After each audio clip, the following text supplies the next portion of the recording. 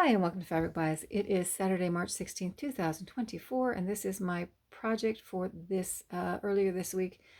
And it is a prototype. It is prototype number 1 because I made a pretty serious flaw on it, although it is still a usable bag as far as I can tell. The reason, the way this bag came about was my sisters and my mom are going on a trip. And I was thinking, well, if I was going on a trip, what would I want? What features in a bag would I want? Just for a basic bag. And so I started thinking about it and designing it in my head. And one of the first things I decided was I wanted a low profile. So I wanted it to be a narrow bag. I also wanted to have zippered pockets with a little bit of depth. And I wanted that on both sides on that. I also wanted the bag to open up. Let me move it out of camera for a second while I do this. I wanted the bag to open up really wide on that. So let me get it open all the way. Oh, I just dropped the strap. And it does open up really wide on that one. So I was able to do most of that. I also wanted it to be crossbody because I don't like my bags if they're not crossbody. I always feel like it's falling off my shoulder. I think I have a really slopey shoulder or something on that. So on the inside, 2 slip pockets, just for a little bit of organizations. I did add the loops or my little tabbies here on that. And the reason, well, I just happen to like them. I add them to everything, but particularly in this bag, I wanted them on the inside here because then you can make zipper pouches with also loops and then attach those loops to these loops.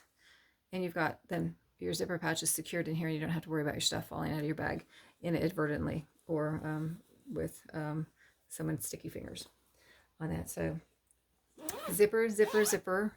And the reason I did zippers was I did a bag in last August that had zippers, and I was able to on that bag use key rings on the ends of the zippers and then attach those zippers so that they were either attached to each other, so it was really hard so you couldn't open the bag easily, but you could open it, which you would want to travel, but someone else couldn't get into your bag on that way. So I would change on this one. So when I did this design, I was thinking, okay, I'm going to open this left to right. I'm going to open this one left to right. And when you turn it around, I'm going to put this one on this way so it opens left to right. When I do the next version, all the zippers will close in the same directions just because then you can try to kind of loop them together in some way. Haven't figured out how yet because I haven't gotten that far yet. But that is the intent. So the mistake that I made on this one, first of all, it's squared. That's not the mistake. That was just me thinking, I wonder if I can do that. Can I do a placket that comes up and around, but still have it square, the structurally square, or I guess rectangular here. Turns out you can, and it was super easy. I'm sure a lot of people have done it before. I don't remember if I've ever done it before. I don't think I have. So hazards of sewing a lot. You start forgetting things. That's probably age too, but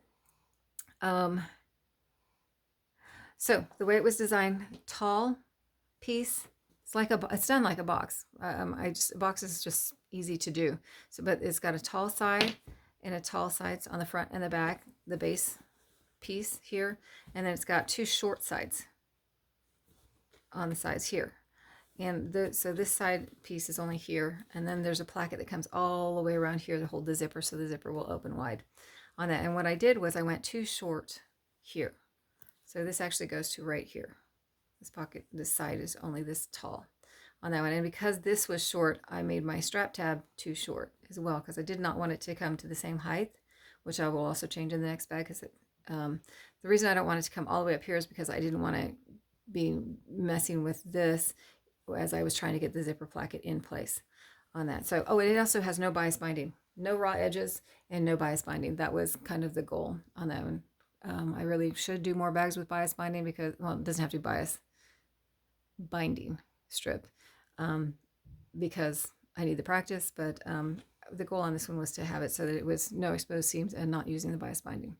But because this is too short and this is so short, my straps attach way down here, and that's a problem because I'm sure you already know, as I knew, as I was sewing the strap, the last thing I was doing was sewing the strap, and I was thinking, oh no, that's not going to work. It's totally not going to work. And look at that. No, it doesn't work.